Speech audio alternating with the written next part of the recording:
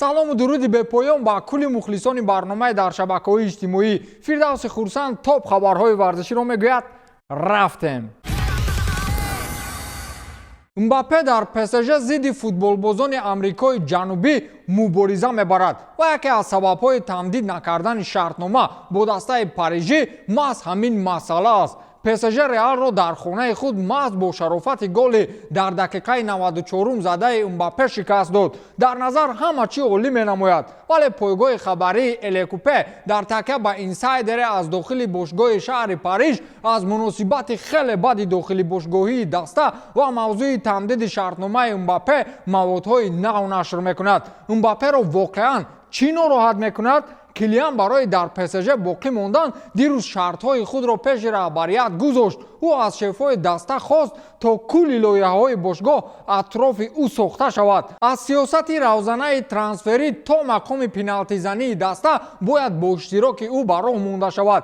Яке аз шартҳои хеле сангини футболбоз ин кулли имтиёзҳоро аз футболбозони Амрикои Ҷанубӣ гирифтан аст. Чунин бозигарон дар ПСЖ зиёданд: Лионел Месси, Анхел Ди Мария, Мауро Икарди, Леандро Паредес, бразилиҳо Неймар ва Маркиньос, ҳамчунин ба мафияи футболбозони Амрикои Ҷанубӣ футболбозони испанӣ Андер Эрера, Серхио Рамос, Хуан Бернат, португалиҳо Данилу ва Нуну Мендеш ҳам ба қавле қуш ҳастанд. Яке аз мушкилиҳои дигар ки футболбозони Амрикои Ҷанубиро бо фаронсавизабонҳои ПСЖ зид мекунад, ин дарвозабони костарикагӣ Кейлор Навас мебошад. Ба андешаи Мбаппе ин футболбозон нисбат ба футболбозони дигар имтиёзҳои бештарро дар даста соҳибанд. Онҳоро дар аввалҳои мавсим зиёд дастгирӣ мекарданд ва ҳатто гуноҳҳояшон пӯшида мегардид, вале бо футболбозони фаронсавизабон чунин муносибат намекунанд. Масалан, аз тамрин дер мондан ва муносибати ғаразона доштанашон доим бахшида мешавад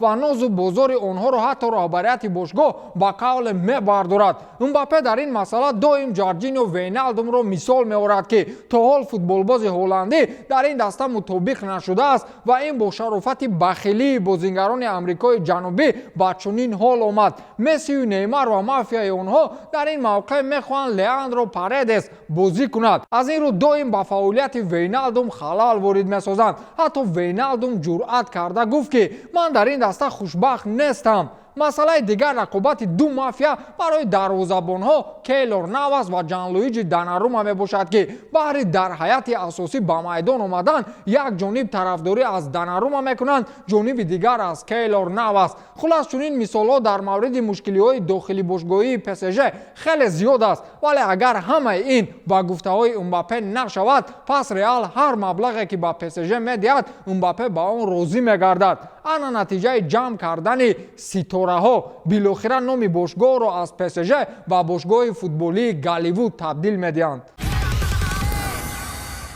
қиссаи на он қадар дури футболбози Вест Хэм Курт Зумаро фаромӯш накардаед ки чӣ хел барои гурбаро зарба задан аз ҷониби кулли ҷамъияти ҷаҳонӣ нафрин шунид. аз равгарони UFC то бекортарин одами дунё ин амали Зумаро маҳкум карданд ва футболбоз рӯзҳои охир ба рамзи масхара вирди забони пиру ҷавон чарх мезанад. бозии охири Курт Зума муқобили Ньюкасл хеле мушкил паси сар шуд. таърихи муносибати ӯ бо гурба дар ин бозӣ бо масхараи мухлисону ҳарифон оғоз шуд ва ҳамин тавр ҷамъбаст гардид. барои ёдоварӣ чанда пеш Зума гурбаро бо пояш зарба зад ки ин авор дар шабакаҳои маҷозӣ он қадар натиҷаи хуб надод. мухлисон дар бозӣ муқобили Ньюкасл бо худ гурбаҳои пластиринию резинӣ оварданд ва Зумаро масхара карданд ва ҳар боре ки Зума тӯбро мерасид мухлисони минбар садои уштаки худро баланд мекарданд ва гурба гуфта масхара месохтанд. ҳатто бозингарони ҳариф ҳар вақте Зума тӯбро мерасид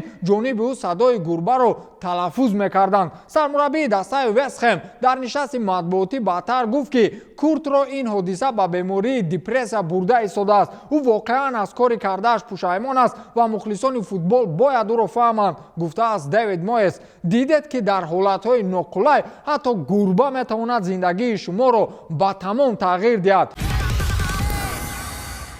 рӯзи якшанбе як футболбозхоними мунтахаби Зеландияи нав бо исми Мэй Каламур ба дастоварде ноил гашт ки назираш дар дунё хеле кам аст, вале хеле ғамангез ҳам мебошад. ӯ дар бозӣ муқобили мунтахаби Амрико дар 36 дақиқа хетрик кард. ولی با دروازه خود او با این رکورد تاریخی میشل پلاتینی رو تکرار نمود که با پای چپ، با پای راست و با سر در یک بازی گل میزند. تنها فرقیت میان مور و پلاتینی این است که میشل پلاتینی این گل ها رو سال 1984 با دروازه یوگسلاویا زده بود و مور باشد با دروازه خود. الکی در دقیقه پنجم بازی خانم می کلامور از ضربه حریف به نیت برگردانیدن توپ پای راستش رو گذاشت که ناگهان توپ وارد دروازه شد. خانم‌های آمریکایی بعد این گل مطمئن شدند که در خط دفاع حریف از میان رقیبان یک بازیگر دارند که کار رو به فایده آنها حل میکند. از این رو بعد 5 دقیقه گل اول باز توپ را جانب دروازه حریف روان ساختند. این نوبت خانم می کلامور با سر جانب دروازه خود گل زد. گل سومش را در دقیقه 36 بازی زد و این نوبت هم از پرتافت حریف که ناگهان توپ با پای چپش برخورد. در دقیقه 40 بازی سرمربی منتخب زلندیای نو در حال می کلامور رو عوض نمود تا باز به دروازه خود گل نزند. آمریکایی ها بعد برآمدن او توانستند که با مهارت و استعداد خود 2 گل دیگر زنند. اگر خانم می کلامور رو عوض نمیکردند با فکر شما به دروازه خودش چند گل دیگر میزد؟ چند سال اخیر چنین گل زیبا رو در فوتبال ندیده بودیم. گشتیم رونالدو و مسی گفته گلزنهای زور در چمپیونات استرالیا بودند. فوتبالباز دسته وسترن یونایتد در دیروزه بازیش گل غلبه آور زد و چنین گل رو ما و شما نورویدها ندیده بودیم. چنین گلزنی رو در زبان فوتبالی گل با اسلوب کژدم میگویند و حتی اشاره ها می شود که گل مذکور مدعی اساسی برای به دست آوردن جایزه پوشکش خواهد بود. گل ایدئالی بود. بن گاروسیو پرتافت همدسته‌اش رو غیر اونه که این اسلوب رو کار برد دیگر به هیچ علاج استفادهش برده نمیتوانست. انتخاب ایدئالی و واریانت اریجینالی از جانب بن گاروسیو. وسترن یونایتد با حساب 3-2 غالب آمد که گل سوم و غلبه آور محض همین گل به حساب میرفت. این دومین گل گاروسیو در موسم مذکور است. حیران نشوید که چرا او گل کم دارد. 2 گل در یک موسم، چون جای از همه زورش این است که بن گاروسیو حمایتگر کنار چپ است نه حمله‌گر. بعضی حمله‌گران واهمه هم در یک موسم 2 گل زدند. ما به معنی ترین ضربه جریمه‌ای رو یافتیم که حتی نام کریستیانو رونالدو شنیده می شود. در یک مسابقه سطح پایانی چمپیونات برزیلیا که حتی نام دسته ها معلوم نیست، طرز نوی زدن ضربه جریمه‌ای از جانب بازیگران کشف کرده شد که این رو در شبکه‌های مجازی به معنی ترین اجرای ضربه جریمه‌ای عنوان دادند. در اول 3 بازیگر آنگونه برای اجرای ضربه آمادگی می‌بینند که گویا مخلصان باید انتظار کیمچی یک معجزه باشند. 2 نفر پیش توپ رو محکم کردند و نفر سوم برای زدن ضربه جانب توپ می‌دود. معلوم است که آنها برای فریب حریفان چی تاکتیکای خاصی را استفاده بردن می‌خواهند، ولی مثل که نقشه کار نداد و باید ضربه تکرارا زده می‌شد که فوتبالباز پیش دستی کرد و ضربه را آنجای زد که تماما به دروازه نزدیک نبود. عجیبش این است که از منبر مخلصان کسی فریاد میزد که همین خیلی ادامه دادن گیر کریستیانو رونالدو. اگر کریستیانو همین ضربه را دیده باشد باید فوتبال را بس کند.